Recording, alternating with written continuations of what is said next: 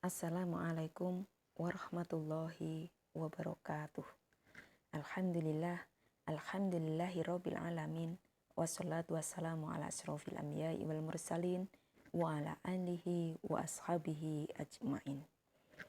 Rabbi shrah li sadri wa yassir li amri wahlul 'uqdatam min lisani yafqahu qawli. Amma ba'd.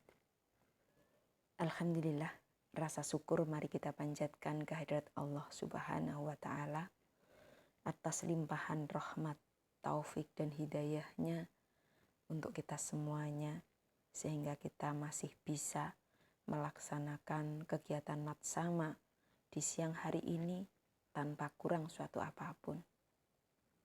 Sholawat dan salam semoga senantiasa tercurah kepada junjungan kita Nabi Agung Muhammad Sallallahu Alaihi Wasallam yang telah membawa risalah kebenaran untuk kita semuanya dan yang selalu kita nantikan syafaatnya nanti di yaumil qiyamah. Amin ya rabbal alamin. Anak-anakku, pada kesempatan hari ini Ibu akan menyampaikan materi ukhuwah Islamiyah. Apa pengertian ukhuwah Islamiyah? Nah, secara etimologi, ukhuwah berasal dari kata akhun yang artinya saudara kandung atau dapat juga berarti kawan. Bentuk jamaknya ada dua, yaitu ikhwat yang berarti saudara kandung dan ikhwan yang berarti kawan. Jadi, ukhuwah bisa diartikan persaudaraan. Sedangkan secara terminologi, ukhuwah Islamiyah adalah ikatan kejiwaan yang melahirkan perasaan yang mendalam dengan kelembutan, cinta, dan sikap hormat kepada setiap orang yang sama-sama diikat dengan akidah Islamiyah, iman, dan takwa. Jadi persaudaraan kita itu ada ikatan akidah Islamiyah, iman, dan takwa. Sedangkan menurut Imam Ghazali, ukhuwah atau persaudaraan itu harus didasari oleh rasa saling mencintai. Saling mencintai karena Allah Subhanahu wa Ta'ala, dan persaudaraan dalam agamanya merupakan pendekatan diri kepada Allah Subhanahu wa Ta'ala. Rasulullah Shallallahu Alaihi Wasallam pernah membuat gambaran yang indah tentang persaudaraan antar pemeluk agama Islam. Beliau melukiskan bahwa persaudaraan dalam ikatan keislaman itu seperti satu tubuh. Sabda beliau, ya bisa lihat di slide ya, yang artinya perumpamaan orang-orang yang beriman dalam saling mencintai, saling menyantuni sesama mereka adalah laksana kesatuan tubuh. Apabila satu bagian dari tubuh itu menderita sakit, maka seluruh badan turut merasakannya. Hadis riwayat Muslim. Sungguh indah apa yang disampaikan oleh Rasulullah Shallallahu Alaihi Wasallam. Betapa erat, dekat, dan akrab hubungan sesama Muslim, meskipun ada perbedaan. Perbedaan madhab, perbedaan politik, warna kulit, suku, dan bangsa. Namun kita tetap satu tubuh. Kita tetap harus saling bersaudara dalam ikatan keislaman.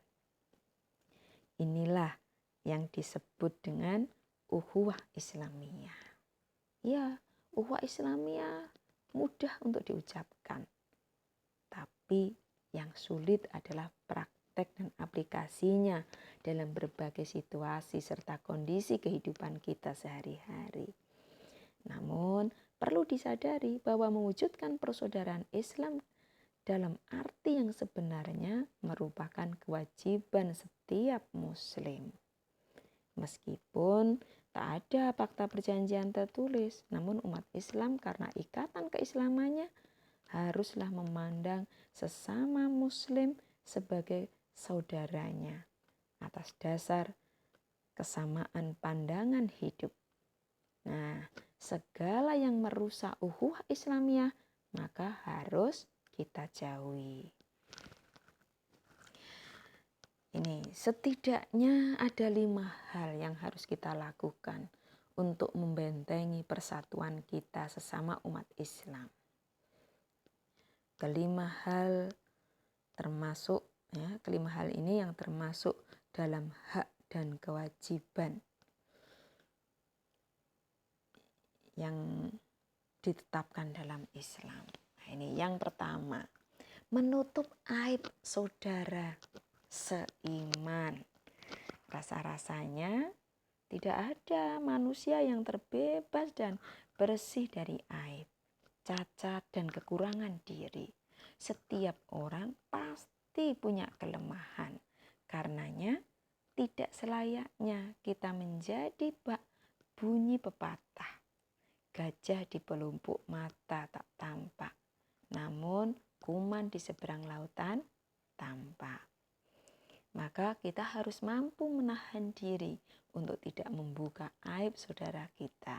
Kita jaga kehormatan mereka, kita tutupi kekurangan dan saling melengkapi dan menyempurnakan.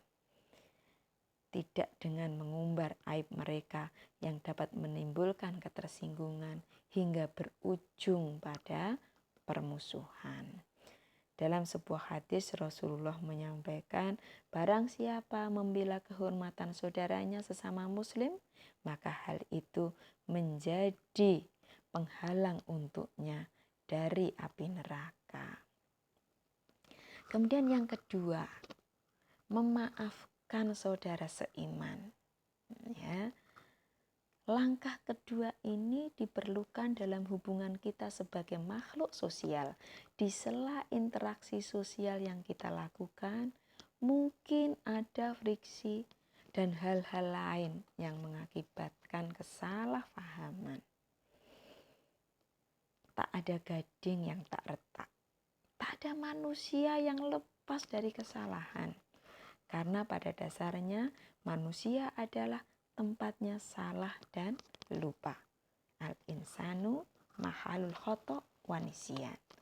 Namun sebaik-baik kita manusia yang berbuat salah adalah yang segera menyadari, meminta maaf, menerima maaf, dan bertaubat.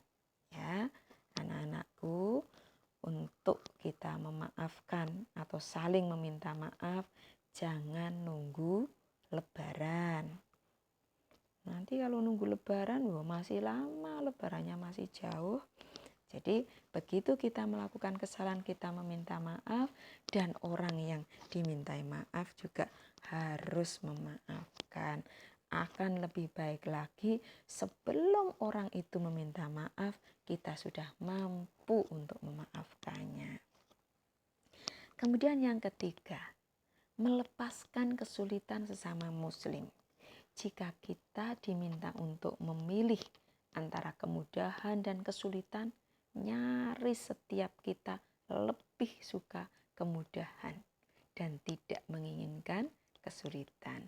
Namun hidup tidak selalu berjalan mulus. Ada rintangan dan hambatan yang membuat perjalanan hidup tidak seperti yang diharapkan. Kesulitan hidup kita beda-beda. Ada yang kehilangan orang yang kita sayangi, ada yang kehilangan hartanya, ada yang kehilangan jabatannya. Dalam waktu sekejap bisa saja langsung hilang. Ya, apalagi saat ini. Kalau dulu mungkin hilang karena ada gempa bumi, ada banjir, ya, ada tsunami. Begitu cepatnya kalau Allah akan meluluh lantakkan. Tapi saat ini tidak terlihat besar dengan virus corona yang konon penyebarannya hanya dengan droplet, ya. Ukurannya nano, sangat kecil sekali. Tapi ketika itu sudah dikehendaki Allah untuk menyerang seseorang, maka dengan mudahnya menghilangkan nyawa seseorang. Nah, ketika kita sesama muslim ini ada yang mendapatkan kesulitan, ini kesempatan kita. Teman kita ada yang kehilangan ayah, ibunya, adik, saudara. Nah, ini kita diberi kesempatan oleh Allah yang sehat ini untuk membantu mereka. Ini termasuk salah satunya kita melaksanakan ukhuwah Islamiyah. Ya, tidak harus untuk kita membantu yang jauh-jauh. Orang yang ada di sekeliling kita itu banyak sekali yang perlu untuk kita bantu. Mungkin ada yang merasakan sakit. Nah, ini ya, sakit katanya corona itu sakitnya luar biasa. Mungkin nafasnya yang sesak. Nah, ini atau mungkin penciumannya yang sudah hilang. Kita bisa membantu, mungkin memberikan obat atau membantu dengan memberikan makanan. Nah, ini apa yang bisa kita lakukan, kita lakukan sehingga kita termasuk orang yang sudah melaksanakan ukhuwah Islamiyah. Kemudian yang keempat, berbaik sangka. Nah, kepada siapa? Tentu saja sesama muslim. Sikap baik sangka tidak berarti kita kehilangan kewaspadaan. Karena bisa jadi terhadap orang lain juga kadang bisa terjadi potensi kejahatan.